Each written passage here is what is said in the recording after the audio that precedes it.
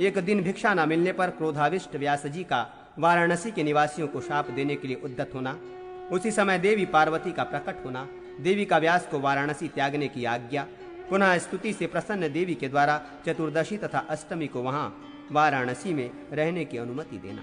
सूत जी बोले, तदनंतर जैमिनी आदि प्रमुख शिष्यों से आवृत भगवान व्यास सभी गुह्य तीर्थों और देव मंदिरों में गए।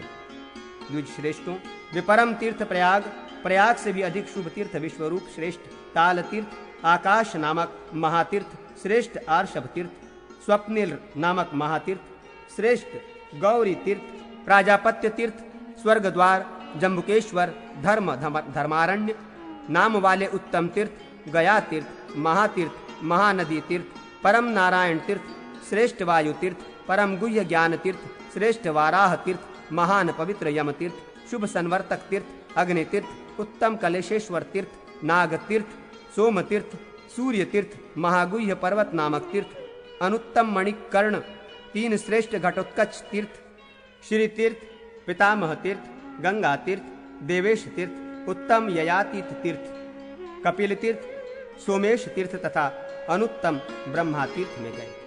प्राचीन काल में जब ब्रह्मा यहाँ ब्रह्मार तीर्थ में लिंग लाकर स्नान करने चले गए, तब विष्णु ने उस ईश्वर के लिंग को यहाँ स्थापित कर दिया। जब स्नान करके ब्रह्मा आए तो उन्होंने विष्णु से पूछा, मेरे द्वारा लाए गए इस लिंग को आपने क्यों स्थापित कर दिया? इस पर विष्णु ने उनसे कहा, मेरी रुद्र से आपसे भी अधिक दृढ़ भक्ति है, इसलिए मैंने लिंग को यहाँ प्रतिष्ठित कर दिया। ये आपके नाम से भी प्रसिद्ध होगा। द्विजोत्तमों, व्यास जी पुनः आगे कहे जाने वाले तीर्थों में गए।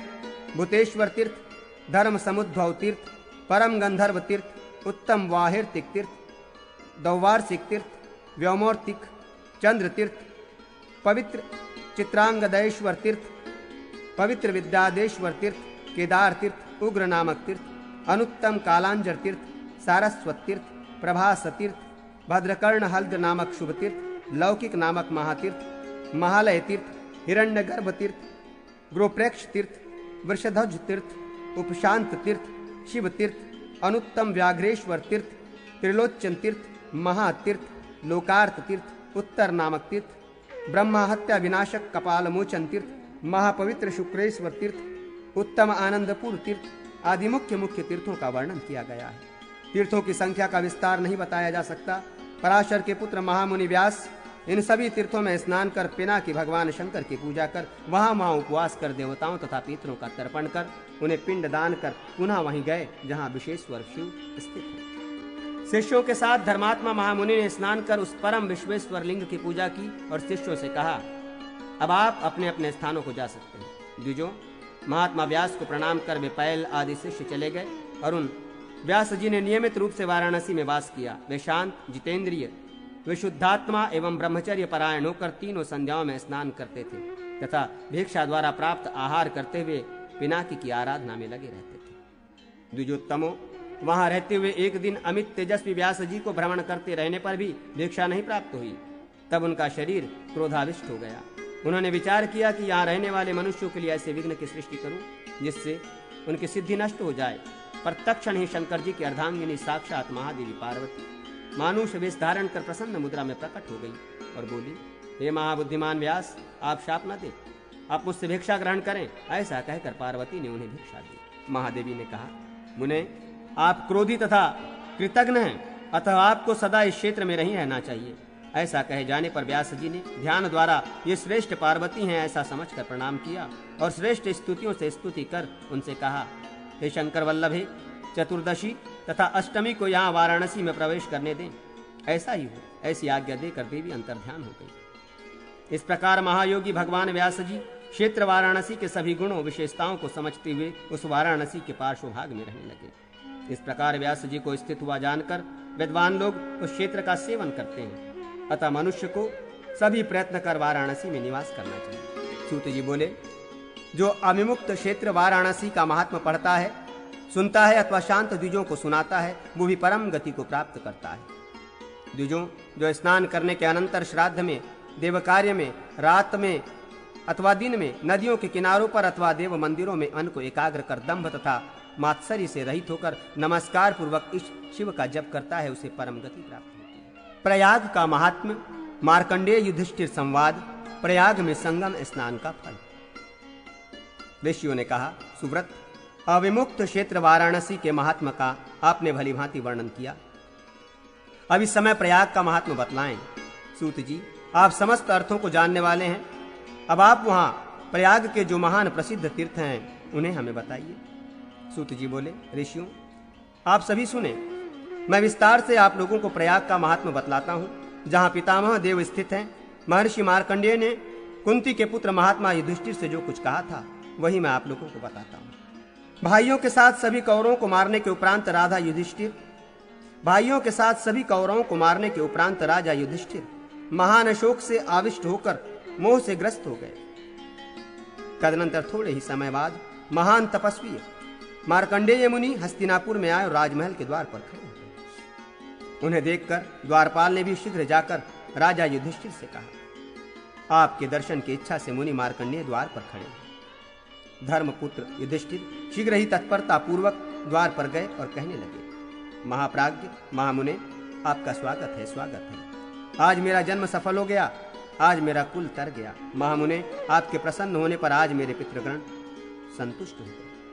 महात्मा युधिष्ठिर ने उन मुनि को सिंहासन पर बैठाकर पाद प्रक्षालन, पूजन इत्यादि के साथ महात्मा युधिष्ठिर ने उन मुनि को सिंहासन पर बैठाकर पाद प्रक्षालन, पूजन इत्यादि के द्वारा उनका सम्मान किया। तब प्रसन्न होकर मार्कंडेय ने युधिष्ठिर से कहा, विद्वान, आप मोह क्यों कर रहे हैं? सभी कुछ जानकर ही मैं यहाँ आया हूँ। तदनंतर राजा युधिष्ठिर ने प्रणाम कर महामुनि से कहा, आप संक्षेप में कोई उपाय बतलाएं जिससे मैं पापों से मुक्त हो सकूं। हे मुनिश्रेष्ठ, हमने युद्ध के प्रसंगवश कौरवों के साथ अनेक निरपराध मनुष्यों को युद्ध में मारा है, अतः आप वो कोई उपाय बतलाएं जिससे हिंसा जनित दोष एवं जन्मांतर में किए गए पापों तथा इस पाप से भी मुक्ति मिले। मार्कंडेय ने कहा, हे राजन, भारत महाभाग, अब जो मुझसे पूछते हैं उसे सुने। मनुष्यों के लिए पाप को नष्ट करने हेतु प्रयाग की यात्रा करना श्रेष्ठ उपाय है। वहां सभी देवताओं के ईश्वर महादेव, रुद्रदेव और स्वयंभू भगवान ब्रह्मा देवताओं के साथ विराजमान है। युधिष्ठिर बोले, भगवान, मैं सुनना चाहता हूं कि प्रयाग जाने का फल है, क्या फल है? वहां मरने वालों की कौन सी गति होती है और वहां स्नान करने वालों को क्या फल मिलता है? जो प्रयाग में निवास करते हैं उन्हें क्या फल मिलता है? आपको ये सब कुछ ज्ञात है, अतः मुझे वो सब बताएं। आपको नमस्कार है। मार्कंडेय ने कहा, वत्स, प्राचीन काल में महर्षियों द्वारा कही गई प्रयाग की महिमा एवं प्रयाग निवास का फल आदि जो कुछ मैंने सुना है उसे मैं भली भांति आपको बतलाऊंगा। ये प्रजापति क्षेत्र तीनों लोकों में विख्यात है। यहाँ पर स्नान करने वाले स्वर्गलोक में जाते हैं और जो यहाँ मृत्यु को प्राप्त होते हैं उनका पुनर्जन्म नहीं होता। यहाँ ब्रह्मा आदि देवता मिलकर प्रयाग निवासियों की रक्षा करते हैं और सभी पापों को दूर करने वाले अन्य भी अनेक तीर्थ यहाँ हैं। मैं सैकड़ों वर्षों में भी उसका वर्णन नहीं कर सकता, तथापि संक्षेप में ही प्रयाग की महिमा का कीर्तन करता हूँ। 60,000 धनुष जाहवी गंगा की रक्षा करते हैं और 7 अश्वों को वाहन बनाने वाले सविता देव सदा यमुना की रक्षा करते हैं। प्रयाग में विशेष रूप से इंद्र स्वयं निवास करते हैं। समस्त देवों से युक्त विष्णु प्रयाग मंडल की रक्षा करते हैं। प्रयाग के विशाल वटवृक्ष की रक्षा हाथ में त्रिशूल धारण करने वाले महेश्वर नित्य करते हैं और सभी पापों को हरने वाले इस शुभ स्थान की रक्षा सभी देवता करते हैं। हे नराधीप, जो लोग अपने कर्मों से घिरे हैं तथा जिनका छोटे से भी छोटा पाप बचा रहता है, वे लोग उस मोक्ष पद को प्राप्त नहीं करते, किंतु प्रयाग का स्मरण करने वाले का ये सभी कुछ पाप एवं कर्म नष्ट हो जाता है। इस प्रयाग तीर्थ के दर्शन करने से, नाम का संकीर्तन करने से अथवा यहाँ की मिट्टी का स्पर्श करने से भी मनुष्य पाप से मुक्त हो जाता है। राजेंद्र, यहाँ प्रयाग में 5 कुंड हैं जिनके बीच में जाह्नवी गंगा स्थित है।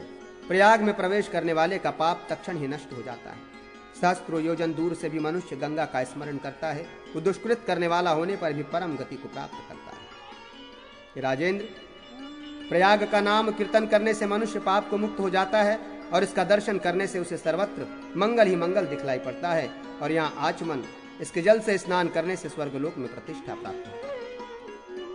कोई मनुष्य व्याधिग्रस्त हो, दीन हो अथवा क्रुद्ध हो, यदि वो प्रयत्न पूर्वक गंगा यमुना के समीप पहुंचकर प्राण त्याग करता है तो वो सूर्य के समान उद्दीप्त स्वर्णिम आभा वाले विमानों से युक्त होकर अभिष्ट पदार्थों को प्राप्त करता है। ऐसा श्रेष्ठ मुनिजनों का कहना है। वो शुभ लक्षणों वाला मनुष्य, सभी रत्नों से युक्त, अनेक प्रकार की दिव्य ध्वजाओं से परिपूर्ण और वरांगनाओं से समन्वित होकर आनंदित होता है। शयन करने पर वो गीत और वाद्य की ध्वनि से जगाया जाता है। जब तक वो जन्म का स्मरण नहीं करता तब तक स्वर्ग में प्रतिष्ठित रहता है।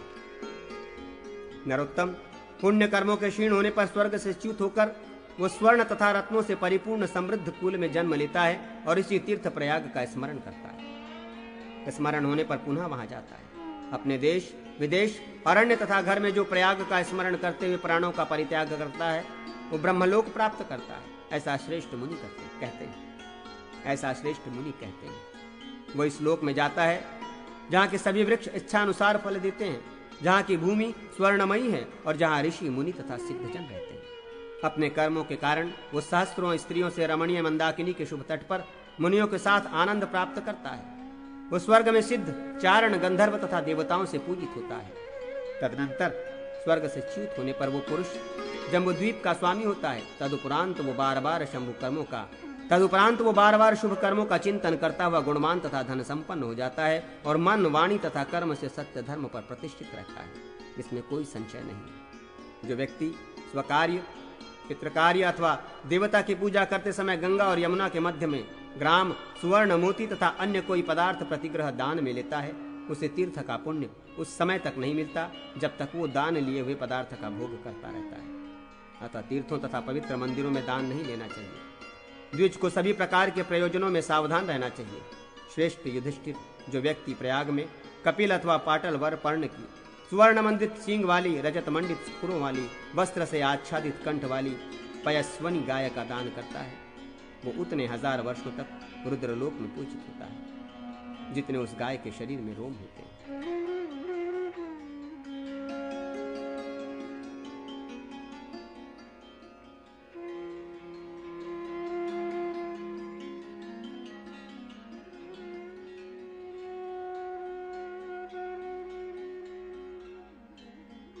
प्रयाग महात्म। प्रयाग के विभिन्न तीर्थों की महिमा।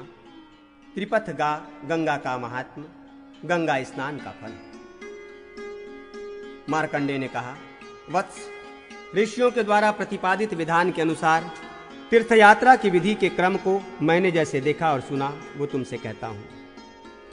प्रयाग तीर्थ की यात्रा करने वाला कोई मनुष्य यदि कहीं बैल पर आरूढ़ होकर गमन करता है तो उसका भी फल सुनो। वो व्यक्ति 10,000 कल्पों तक घोर नरक में वास करता है, क्योंकि गौ का भयंकर दारुण क्रोध इसके बाद ही दूर होता है। बैल को सवारी बनाने वाला मनुष्य के पितर उसका तर्पण आदि में दिया जल ग्रहण नहीं करते। जो अपने सभी पुत्रों एवं बालकों को अपने ही समान यहाँ प्रयाग में स्नान कराता है तथा उन्हें गंगा यमुना का जल पिलाता है तथा उनके हाथों ब्राह्मणों को दान कराता है, उसे उत्तम गति प्राप्त होती है। जो मनुष्य ऐश्वर्य लोभ या मोहवश यान द्वारा तीर्थ में जाता है उसकी वो तीर्थ यात्रा निष्फल होती है। इसीलिए तीर्थ यात्रा में यान का परित्याग करना चाहिए। जो व्यक्ति गंगा यमुना के मध्य आर्ष विवाह पद्धति से अपने ऐश्वर्य के अनुकूल धन का व्यय कर कन्या का दान करता है, वो उस कर्म के कारण घोर नरक का दर्शन नहीं करता और उत्तर कुरु में जाकर अनंत काल तक आनंद उपभोग करता है। प्रयाग में अक्षय वट वृक्ष के नीचे जाकर जो प्राणों का परित्याग करता है वो सभी लोकों का अतिक्रमण कर रुद्रलोक को जाता है। वहां ब्रह्मा आदि देवता, दिक्पालों सहित दिशाएं, लोकपाल, सिद्ध, लोक में मान्य पितर, सनत कुमार आदि प्रमुख तथा दूसरे ब्रह्मर्षि, नाग, सुपर्ण एवं सिद्धगण तथा भगवान हरि और प्रजापति प्रभृति नित्य निवास करते हैं। गंगा यमुना के मध्य को पृथ्वी का जघन कहा गया है। ये राज शार्दुल प्रयाग तीनों लोकों में विख्यात है। वहां गंगा यमुना के संगम पर जो कठोर व्रत धारण कर अभिषेक स्नान करता है वह अश्वमेघ तथा राजसूय यज्ञों के समान फल प्राप्त करता है। हितात, माता के कहने अथवा अन्य लोगों के कहने पर भी प्रयाग जाने की बुद्धि का उत्क्रमण परित्याग नहीं करना चाहिए। हे कुरुनंदन, यहाँ पर प्रमुख 10,000 तीर्थ तथा 60 करोड़ दूसरे तीर्थों का सानिध्य है। योग युक्त सत्वगुणी मनीषी की जो गति होती है वही गति गंगा यमुना के संगम पर प्राण त्याग करने वाले की होती है। हे युधिष्ठिर, तीनों लोकों में विख्यात प्रयाग में जो नहीं पहुंचते, जहां कहीं भी निवास करने वाले वे लोग इस संसार में जीवित रहते हुए भी मृतक के तुल्य हैं।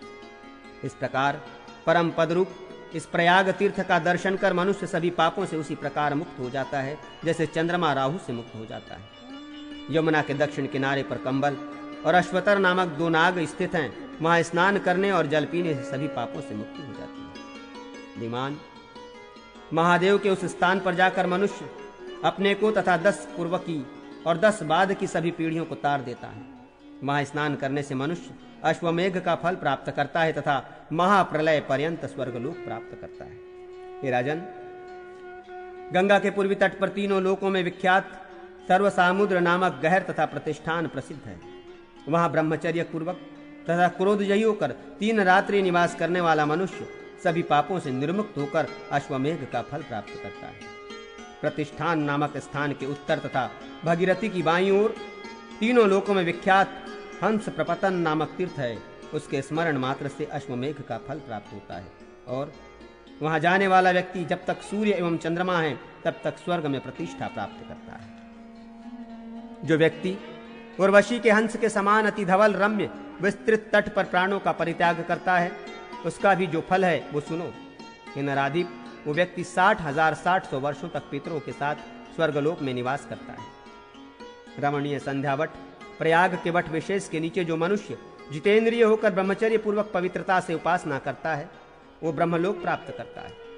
जो कोटि तीर्थ प्रयाग में स्थित तीर्थ में पहुंचकर प्राणों का परित्याग करता है वो 60,000 करोड़ वर्षों तक स्वर्गलोक में पूजित होता है। जहां बहुत से तीर्थों एवं तपोवनों से युक्त महाभागा गंगा विद्यमान है, उस क्षेत्रों को सिद्ध क्षेत्र जानना चाहिए। उसमें किसी भी प्रकार का विचार संशय करना उचित नहीं है। गंगा पृथ्वी पर मनुष्यों को तारती है, नीचे पाताल लोक में नागों को तारती है और द्युलोक में देवताओं को तारती है। इसीलिए ये त्रिपदगा कही जाती है। जितने वर्ष तक पुरुष की अस्थियां गंगा में रहती हैं उतने 1000 वर्षों तक वो स्वर्गलोक में पूजित होता है। गंगा सभी तीर्थों में परम तीर्थ और नदियों में श्रेष्ठ नदी है। वो सभी प्राणियों यहाँ तक कि महापातकियों को भी मोक्ष प्रदान करने वाली है। गंगा स्नान सर्वत्र सुलभ होने पर भी गंगा द्वार, हरिद्वार, प्रयाग एवं गंगा सागर इन 3 स्थानों में दुर्लभ होती है। उत्तम गति की इच्छा रखने वाले तथा पाप से उपहत चित्त वाले सभी प्राणियों के लिए गंगा के समान और कोई दूसरी गति नहीं है। ये सभी पवित्र वस्तुओं से अधिक पवित्र और सभी मंगलकारी पदार्थों से अधिक मांगलिक है। महेश्वर के मस्तक से होकर इस लोक में आने के कारण ये सभी पापों का हरण करने वाली और शुभ है। सत्य युग में अनेक तीर्थ होते हैं। त्रेता का श्रेष्ठ तीर्थ पुष्कर है, द्वापर का कुरुक्षेत्र है और कलयुग में गंगा की ही विशेषता है।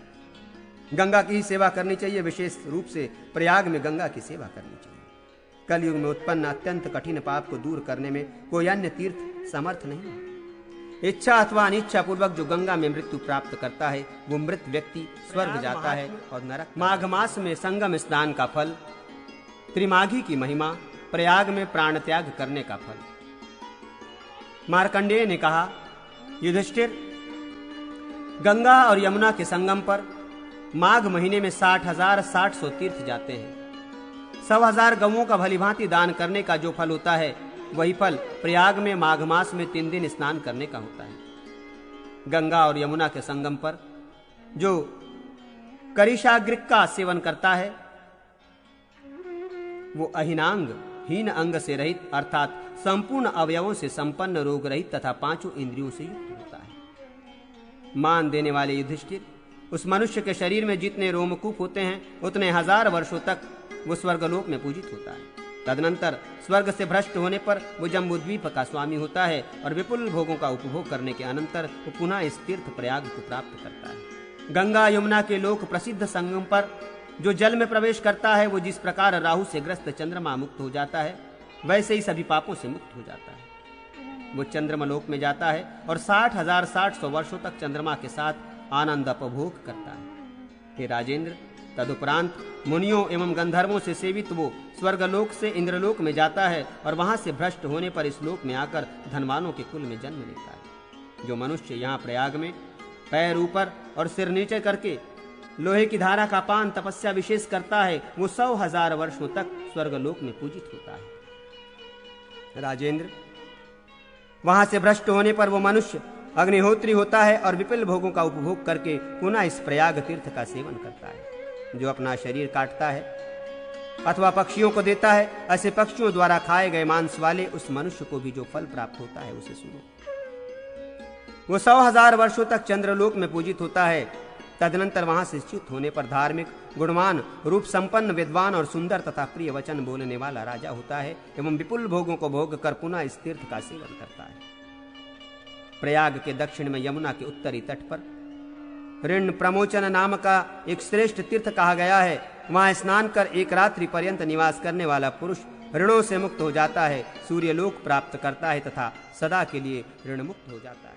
प्रयाग महात्मा, यमुना की महिमा, यमुना के तटवर्ती तीर्थों का वर्णन, गंगा में सभी तीर्थों की स्थिति, मार्कंडेय युधिष्ठिर संवाद की समाप्ति। मार्कंडेय ने कहा, राजन युधिष्ठिर, सूर्य की तीनों लोकों में विख्यात पुत्री महाभागा देवी यमुना नदी यहाँ पर मिली है। जिस मार्ग से गंगा प्रवाहित हुई है उस मार्ग से यमुना भी गई है। सहस्रों योजन दूर पर भी यमुना नाम लेने से पापों को नष्ट कर देने वाली है। युधिष्ठिर, इस यमुना में स्नान करने तथा इसका जल पीने से मनुष्य सभी पापों से मुक्त होकर अपने 7 पीढ़ियों के कुलों को पवित्र कर देता है। जो यहाँ प्राणों का परित्याग करता है वो परम गति को प्राप्त करता है। यमुना के दक्षिणी तट पर अग्नि तीर्थ नाम का एक विख्यात तीर्थ है। यमुना के पश्चिमी भाग में धर्मराज का अनरक नामक तीर्थ कहा गया है, जहाँ स्नान करने वाले स्वर्ग जाते हैं और जो यहाँ मृत्यु को प्राप्त होते हैं उनका पुनर्जन्म नहीं होता।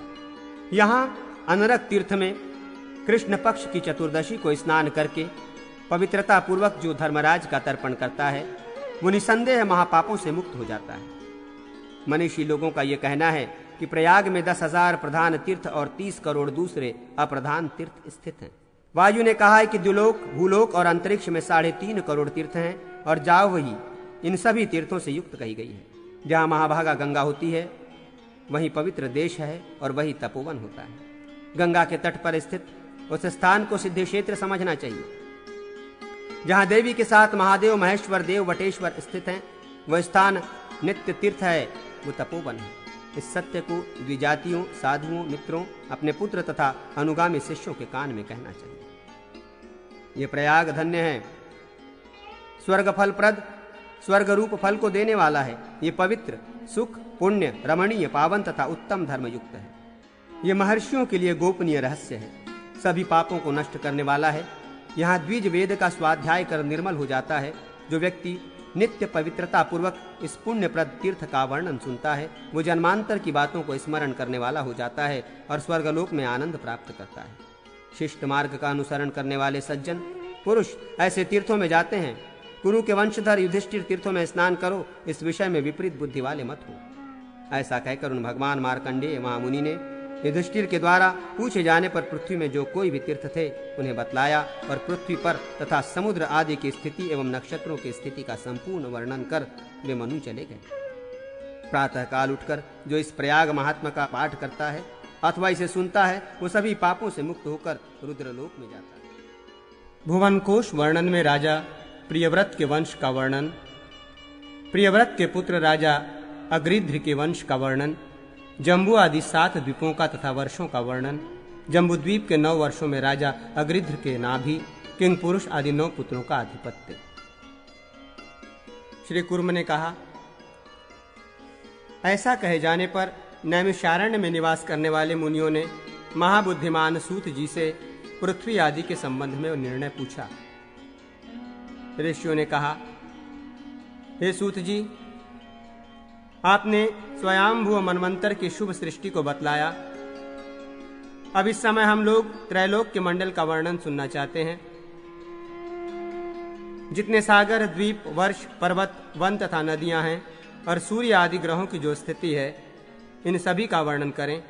हे सूत जी, ये सब कुछ जैसे जिसके आधार पर टिका है और प्राचीन काल में ये पृथ्वी जिन राजाओं के अधिकार में रही है उन सभी विषयों का संक्षेप में आप वर्णन करें।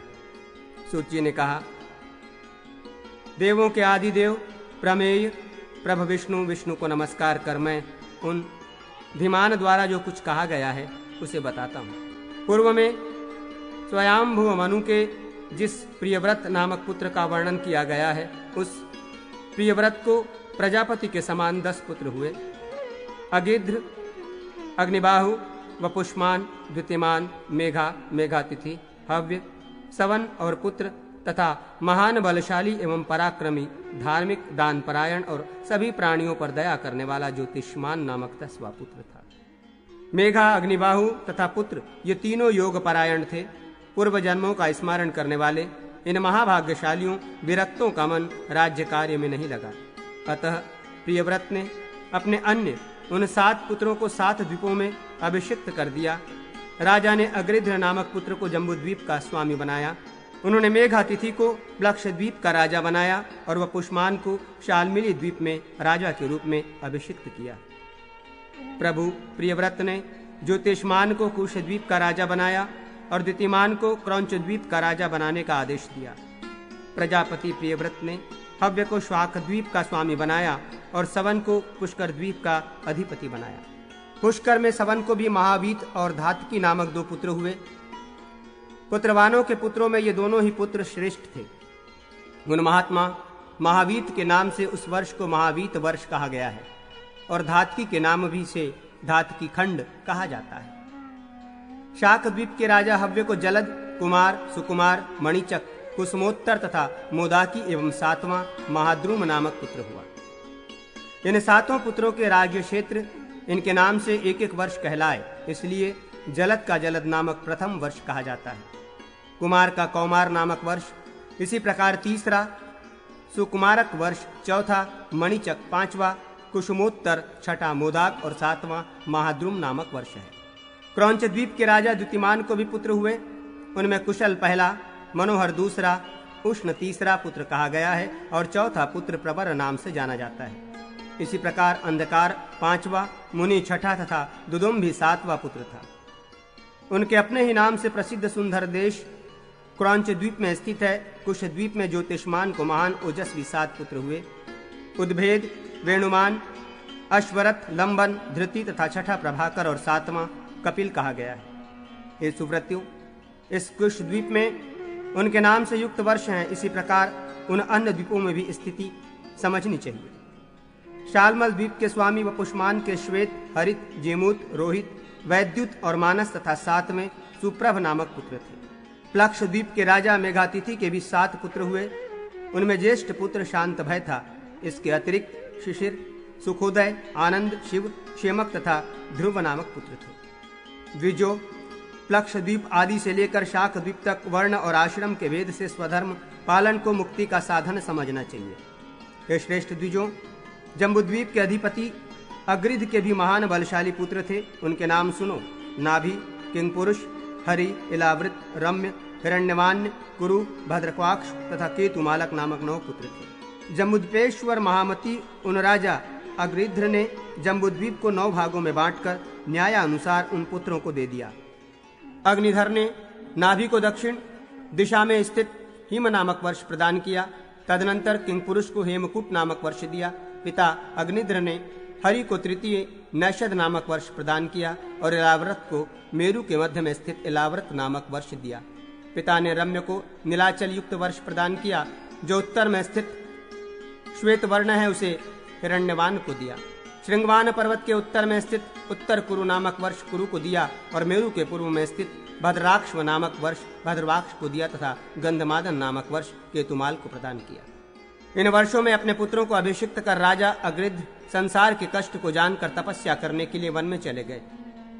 जिन महात्मा नाभि के पास हिम नामक वर्ष था, उन्हें मरुदेवी से महान द्युतिमान ऋषभ नामक पुत्र हुआ।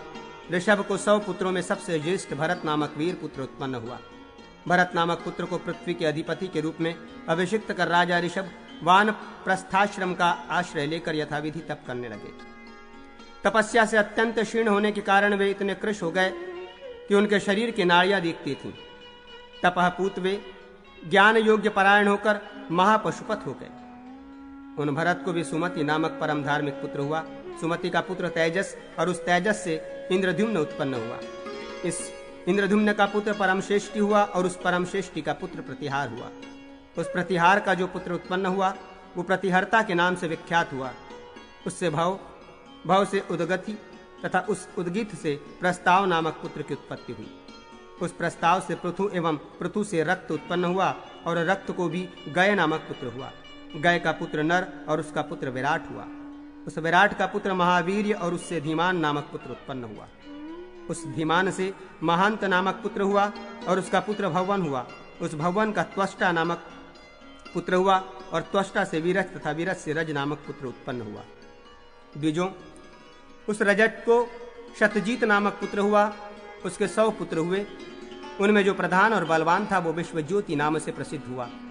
देव ब्रह्मा की आराधना कर विश्वज्योति ने क्षेमक नाम के महाबाहु और शत्रुमर्दन तथा धर्मज्ञ राजा को पुत्र रूप में उत्पन्न किया। पूर्व काल में ये महासत्व संपन्न और महान ओजस्वी राजा थे। इनके वंश में उत्पन्न लोगों ने प्राचीन काल में इस पृथ्वी का उपभोग किया। भू आदि 7 लोकों का वर्णन, ग्रह नक्षत्रों की स्थिति का वर्णन तथा उनका परिमाप, सूर्य रथ का वर्णन, पूर्व आदि दिशाओं में स्थित इंद्रादि देवों की अमरावती आदि पुरियों का नाम निर्देश, सूर्य की महिमा। सूत जी ने कहा, हे द्विजोत्तमों, अब मैं आप लोगों से संक्षेप में इस त्रैलोक्य के परिमाण का वर्णन करूंगा, क्योंकि इसका विस्तार से वर्णन नहीं किया जा सकता। सृष्टि के आदि में भूलोक, भंवरलोक, स्वरलोक, महरलोक, जनलोक, तपोलोक और सत्यलोक, ये 7 लोक अंड से उत्पन्न बताए गए हैं। द्विज श्रेष्ठों, सूर्य और चंद्रमा की किरणों से जहां तक का भाग प्रकाशित होता है, उतने भाग को पुराण में भूलोक कहा गया है। सूर्य के परिमंडल से भूलोक का जितना परिमाण है, उतना ही विस्तार भुवरलोक का भी सूर्य के मंडल से है। आकाश में ऊपर की ओर जहां ध्रुव तारा स्थित है, वहां तक के मंडल को स्वरलोक कहा जाता है। वहां वायु की नेमियां हैं, आवह, प्रवह, अनुवह, सनवह, विवह तथा उसके ऊपर परावह और उसके ऊपर परिवह नामक वायु की 7 नेमियां हैं। भूमि से 1 लाख योजन ऊपर सूर्य का मंडल स्थित है। सूर्य से भी 1 लाख योजन ऊपर के भाग में चंद्रमा का मंडल कहा गया है। उससे 1 लाख योजन पर स्थित संपूर्ण नक्षत्र मंडल प्रकाशित होता है। हे विप्रो, नक्षत्र मंडल से उत्तर 2 लाख योजन की दूरी पर बुध है। बुध से उतने प्रमाण की दूरी पर शुक्र स्थित है। शुक्र से उतने ही प्रमाण पर मंगल की स्थिति है। मंगल से 2 लाख योजन की दूरी पर देवताओं के पुरोहित बृहस्पति स्थित हैं। बृहस्पति से 2 लाख योजन दूर सूर्य पुत्र शनैश्वर स्थित है। यह ग्रहों का मंडल है। ग्रहों के उस मंडल से लाख योजन की दूरी पर सप्तर्षि मंडल प्रकाशित होता है। ऋषियों के मंडल सप्तर्षि मंडल से 1 लाख योजन ऊपर ध्रुव स्थित है। ध्रुव संपूर्ण ज्योतिष चक्र का केंद्र रूप है। वहां धर्म रूप नारायण भगवान विष्णु स्थित है। सूर्य का व्यास 9000 योजन कहा गया है। उसका 3 गुना सूर्यमंडल का विस्तार है। सूर्य के विस्तार का 2 गुना चंद्रमा का विस्तार कहा गया है। उन दोनों के तुल्य राहु उन दोनों के नीचे भ्रमण करता है। पृथ्वी की छाया को लेकर मंडलाकार निर्मित राहु का जो तीसरा वृहत स्थान है, वो तमोमय है। चंद्रमा का 16वां भाग शुक्र का है। शुक्र से चतुर्थांश कम बृहस्पति का विस्तार जानना चाहिए। बृहस्पति से चतुर्थांश कम मंगल एवं शनि, इन दोनों का मंडल कहा गया है। इन दोनों के मंडल तथा विस्तार से चतुर्थांश कम बुध का मंडल है। तारा और नक्षत्र रूपी जो शरीरधारी हैं, वे सभी मंडल एवं विस्तार से बुध के तुल्य हैं। जो तारा एवं नक्षत्र रूप है, वे एक दूसरे से 5, 4, 3 या 200 योजन कम विस्तार वाले हैं। सभी छोटे बड़े ताराओं का मंडल ग्रह पिंडों से छोटे और 1 योजन का आधे योजन परिमाण वाले हैं। उनसे छोटा कोई विद्यमान नहीं है। उनसे ऊपर दूरगामी जो शनि, बृहस्पति तथा मंगल है, उसे मंद गति से विचरण करने वाला समझना चाहिए। उनसे नीचे जो सूर्य, चंद्रमा, बुध तथा शुक्र 4 महाग्रह हैं, ये शीघ्र गति वाले हैं। जब सूर्य दक्षिणायन के मार्ग में विचरण करता है, तब वो सूर्य सभी ग्रहों के निम्न भागों में भ्रमण करता है। उसके ऊपर विस्तृत मंडल बनाकर चंद्रमा विचरण करता है। संपूर्ण नक्षत्र मंडल चंद्रमा से ऊपर भ्रमण करता है। नक्षत्रों से ऊपर बुध, बुध से ऊपर शुक्र, शुक्र से ऊपर मंगल और मंगल से ऊपर बृहस्पति है। उस बृहस्पति से भी ऊपर शनैश्वर, उसके ऊपर सप्तर्षि मंडल तथा सप्तर्षि मंडल के ऊपर ध्रुव स्थित है। हे श्रेष्ठ द्विजों, भास्कर का रथ 9000 योजन का है। उसका ईशादंड उसी प्रकार 2 गुना अर्थात 18000 योजन का है। उसका धुरा 1.5 करोड़ 70 लाख योजन का है और उसी चक्र रथ का पहिया प्रतिष्ठित है। 3 नाभि, 5 अरे और 6 नेमियों वाले संवत्सर में उस अक्षय चक्र में ये संपूर्ण काल चक्र प्रतिष्ठित है। द्विजोत्तमों, सूर्य के रथ का दूसरा अक्ष चक्र या धुरा 40 तथा 5500 योजन का है। दोनों ओर के युगार्ध जुआ का बराबर उस अक्ष धुरे के परिमाण के बराबर है। धुरे के आधार में स्थित हरस्व अक्ष उस युगार्ध जुआ के बराबर है। द्वितीय अक्ष में स्थित उस रथ का चक्र मानसाचल पर स्थित है। 7 छंद उस रथ के अश्व हैं, उनके नाम सुनो। गायत्री, बृहति, उष्णिक, जगति, पंक्ति, अनुष्टुप तथा त्रिष्टुप, ये 7 छंद सूर्य के 7 अश्व कहे गए हैं। मानसाचल पर पूर्व दिशा में महेंद्र की महापुरी है, दक्षिण में यम की, पश्चिम में वरुण की, उत्तर में सोम की नगरी है। उनके भी नाम सुनो। अमरावती, संयमनी, सुखा तथा विभा, ये क्रम से इंद्रादि की महापुरियां हैं। दक्षिण दिशा में स्थित देवों के भी देव प्रजापति सूर्य ज्योतिष चक्र को ग्रहण कर प्रक्षिप्त बाण के समान भ्रमण करते हैं। विप्रेंद्रो, 7 द्वीपों में दिन के मध्य एवं रात्रि के अर्धभाग में सूर्य सदा सम्मुख रहता है। उदय और अस्त के समय भी सदा सम्मुख रहता है। ये ईश्वर सूर्य कुमार के चक्र के समान सभी दिशाओं तथा विदिशाओं में भ्रमण करते हैं। हे द्विजों, पृथ्वी का त्याग करते हुए ये दिन और रात्रि का निर्माण करते हैं। ये तीनों भवन सूर्य की किरणों से व्याप्त हैं। हे मुनिश्रेष्ठों, विद्वानों ने समस्त लोकों को त्रैलोक्य के नाम से कहा है। संपूर्ण त्रिलोकी के मूल सूर्य ही हैं, इसमें संशय नहीं। देवता, असुर तथा मनुष्यों से युक्त संपूर्ण जगत इन्हीं से उत्पन्न होता है। रुद्र, इंद्र, उपेंद्र, चंद्रमा एवं श्रेष्ठ विप्रों तथा समस्त देवताओं का जो तेज है, द्युतिमानों का जो प्रकाश है और समस्त लोकों का जो संपूर्ण तेज है, वो सूर्य का ही तेज है। सूर्य ही सभी लोकों के स्वामी, सर्वात्मा, प्रजापति, महान देव, तीनों लोकों के मूल और परम देवता हैं। इसी प्रकार अधिकारी रूप में जो 6 अन्न 12 आदित्य देवता हैं, वे उन्हीं सूर्य के अंश हैं और विष्णु के मूर्ति रूप हैं। वे उन्हीं के पद कार्य को संपन्न करते हैं। गंधर्व, देवता, नाग तथा किन्नर आदि सभी हजारों किरणों वाले सूर्य को नमस्कार करते हैं। श्रेष्ठ द्विज विविध यज्ञों के द्वारा छंदोमय एवं ब्रह्म स्वरूप पुरातन सूर्य देव का जजन करते हैं। सूर्य रथ तथा 12 आदित्यों के नाम, सूर्य रथ के अधिष्ठात्र देवता आदि का वर्णन, सूर्य की महिमा। सूत जी ने कहा, वे सूर्य देव सभी देवों, 12 आदित्यों, अष्ट वसुओं, गंधर्वों, अप्सराओं, ग्रामणी, सर्पों तथा राक्षसों सहित उस रथ पर अधिष्ठित रहते हैं। धाता, अर्यमा, मित्र, वरुण, इंद्र, विवस्वान, उषा, पर्जन्य, अंशु, भग, त्वष्टा तथा विष्णु, ये 12 आदित्य हैं। ये क्रमशः वसंत आदि ऋतुओं में भानु को आप्यायित करते हैं। पुलत्स, पुलह, अत्रि, वशिष्ठ, अंगिरा, भृगु, भरद्वाज, गौतम, कश्यप, क्रतु, जमदग्नि तथा कौशिक, ये ब्रह्मवादी मनु अनेक प्रकार के छंदों वैदिक मंत्रों के द्वारा क्रमशः सूर्यदेव की स्तुति करते हैं। रथकृत, रथौजा, रथचित्र, सुबाहुक, रथस्वन, वरुण, सुषेण, सेनजीत, ताराक्ष, अरिष्टनेमी, रथजीत और सत्यजीत, ये 12 ग्रामणी देवों के देव सूर्य की रश्मियों का संग्रह करते हैं। हे विप्रेंद्रो, हेति, प्रहेति, परुषेय, वध, सर्प, व्याघ्र, आप, वात, विद्युत, दिवाकर, ब्रह्मोपेत और यज्ञोपेत, ये 12 श्रेष्ठ राक्षस क्रम से सूर्य के आगे आगे चलते हैं। हे द्विजों, वासुकी, कंकनीर, तक्षक, सर्पपुंगव, एलाप्रत, शंखपाल, ऐरावत, धनंजय, महापद्म, करकोटक, कंबल तथा अश्वतर, ये 12 नाग क्रमशः इन सूर्य देव को वहन करते हैं।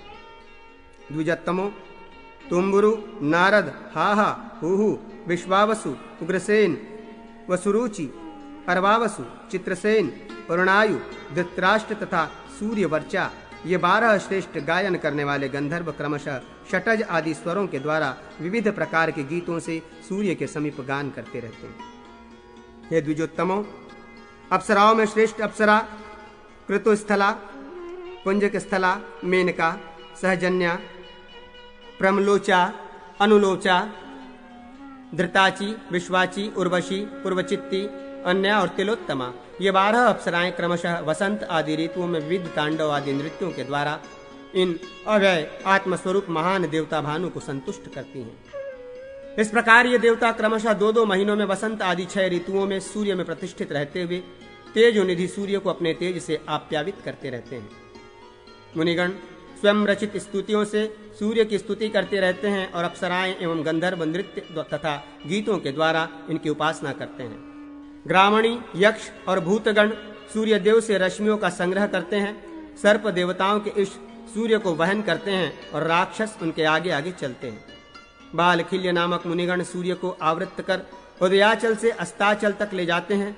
पूर्व में कहे गए ये 12 आदित्य तपते, बरसते, प्रकाश करते, बहते एवं सृष्टि करते हैं। इनका कीर्तन करने पर ये प्राणियों के अशुभ कर्मों को दूर करते हैं। ये नित्य कामचारी तथा वायु के समान गति वाले विमान पर सूर्य के साथ अपने अनुचरों सहित आकाश में भ्रमण करते हैं। ये क्रमशः वर्षा, ताप एवं प्रजा को आनंद प्रदान करते हुए प्रलय पर्यंत सभी प्राणियों की रक्षा करते हैं। ये प्रभु सूर्य इन्हीं देवों के वीर्य, तप, योग और सत्व के अनुसार प्राणी मात्र को ताप देते हैं। वे प्रजापति सूर्य दिन और रात्रि की व्यवस्था के कारण हैं। ये सूर्य पितरों, देवों तथा मनुष्य आदि सभी को सदा आप्यायित करते हैं। वेदज्ञों के आराध्य सनातन नीलग्रीव महादेव साक्षात देव महादेव महेश्वर ही सूर्य के रूप में प्रकाशित होते हैं। वेदज्ञ लोग आदित्य सूर्य की वेद का विग्रह शरीर ही मानते हैं और यही वेद विग्रह आदित्य देव भगवान परम सृष्टि का प्रजापति है।